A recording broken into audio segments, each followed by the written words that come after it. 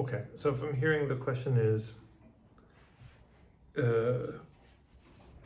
you've really stopped doing social media over the last couple of weeks because what's happening in the Middle East, what's happening in the world is so overwhelming.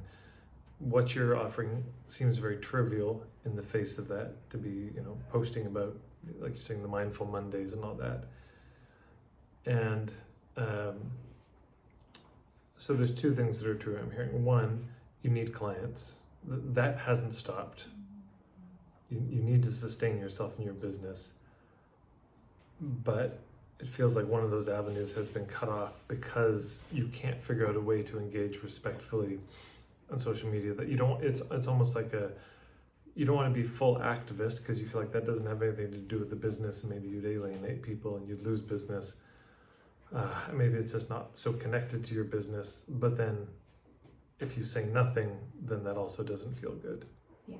Right. I did do one post which I just said that, as with many other people, I didn't know how to articulate what was happening right now, and that all I have been doing in my personal practice is, in any way that you want to think about it, sending out messages for peace, praying for peace, and just a bit in that realm. But that's all. On my personal account, I've been getting all activist, but if it's not this scenario, it might be another.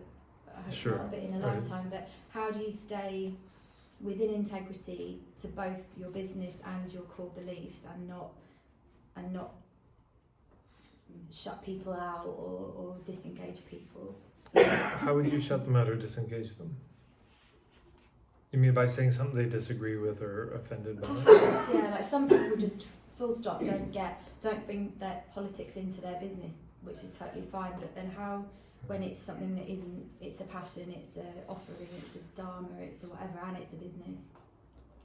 I don't know, is the truth. I don't know the answer to this. I know what I've seen, I know what I've tried, but this is part of your point of view, is what I would say. The way that you engage with the troubles of the world is part of your point of view. And you will lose people because you don't speak out, and you will lose people if you do speak out. So first of all, let's just understand that you're going to lose people no matter what. Yeah. No matter what you do. You do something, you don't something, you'll lose people. One of the questions I put back to you is, which people do you want to lose?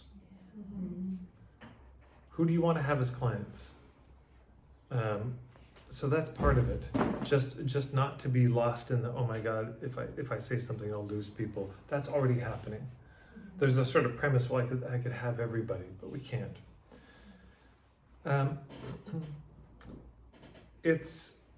You're under no obligation to speak about any particular, there's a lot of issues in the world. I mean, yes, there's the ones that get all the press, and there's a lot that we never hear about, where the atrocities are just as great, the need is just as great, and we never hear about it. It's not on CNN. So there's too much to talk about. I mean, all of our Instagrams could turn into a news service, and not our business. Third, yes, those things are going on, and they're very real. But so are all these things you're helping people with, the Island A to B, the journey, that's very real for people. And I'm not saying it should be this way or shouldn't be this way, but it's often more real than those things that are happening on the news. If I have IBS, that is much more real to me often than what's happening on the other side of the world. I have a toothache that's more pressing to me than an earthquake in China. So it's, from their standpoint also, they still need the help. But this is where we can go a little bit deeper. So I'll offer this, maybe this will be helpful. First of all, if you go to my webinars, marketingforhippies.com/webinars, there's a bunch of webinars. One of them is Point of View Advanced. It's 5 different webinars. And I go into this a bit more. So I'm giving it Cole's notes just due to time, but you can get more of it there and learn more about my thoughts on point of view. But let's say there's 5 levels of point of view.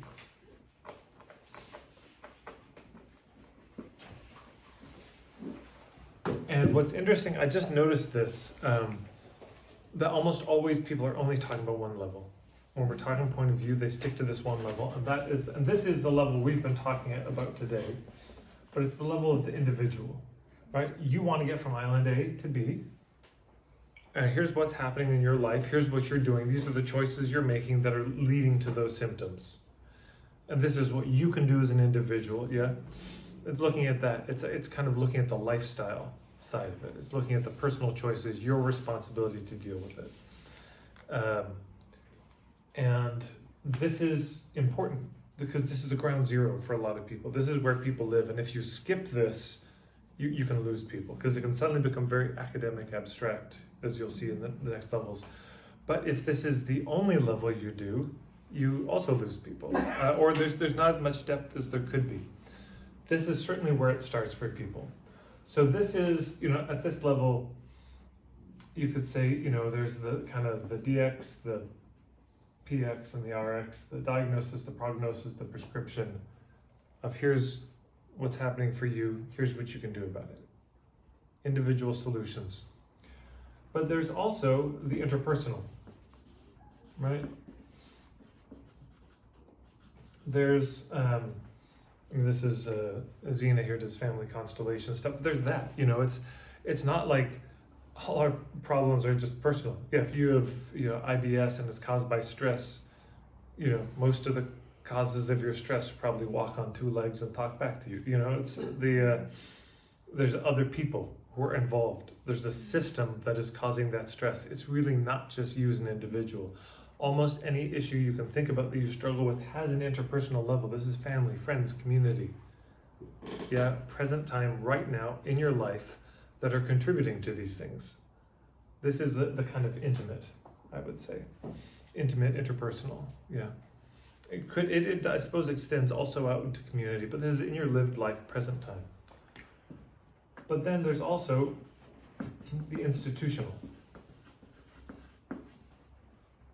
So the if you've been to any anti-aggression workshops, you're familiar with this term, but institutional just meaning there's stuff that's bigger than just our interpersonal dynamics. Mm-hmm.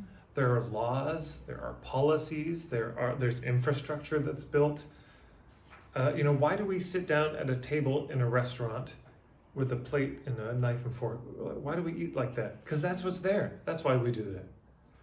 You know what I'm saying? You go to an Ethiopian restaurant, no knife and fork. Go to some Japanese restaurants, you're sitting on the floor. We take a lot of things for granted. Most of the reason we do what we do is because of this level, the institutional. Y'all drive on the wrong side of the road.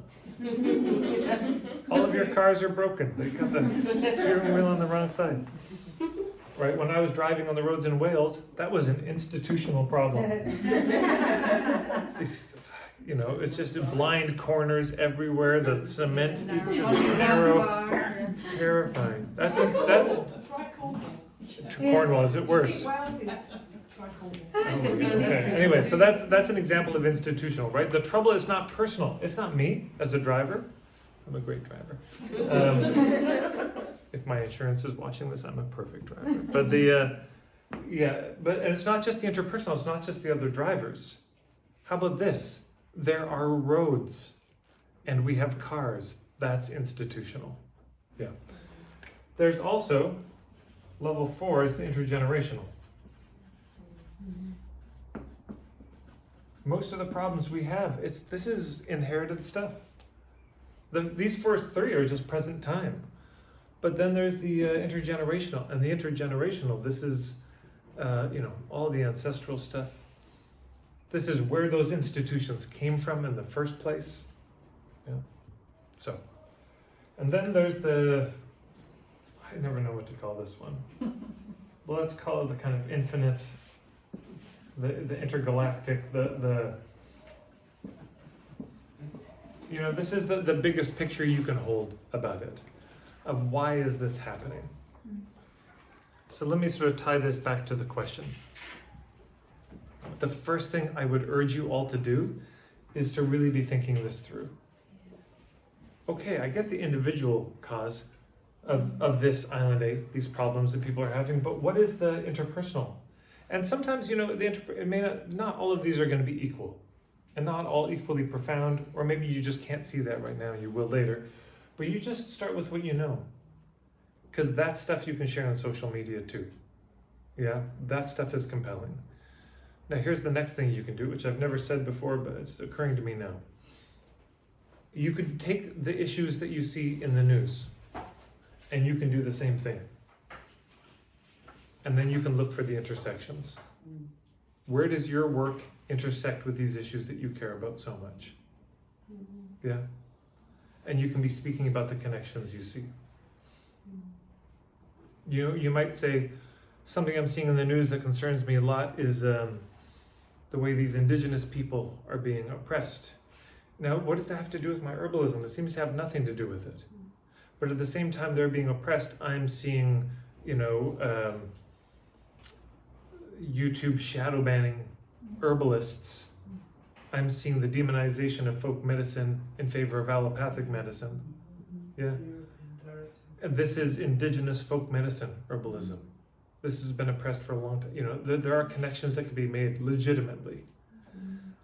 So what are the issues you care about? What do you see as the intergenerational, institutional, causes of it? And your work. Maybe there's more connection than you thought. And maybe that's a way that you can speak about it.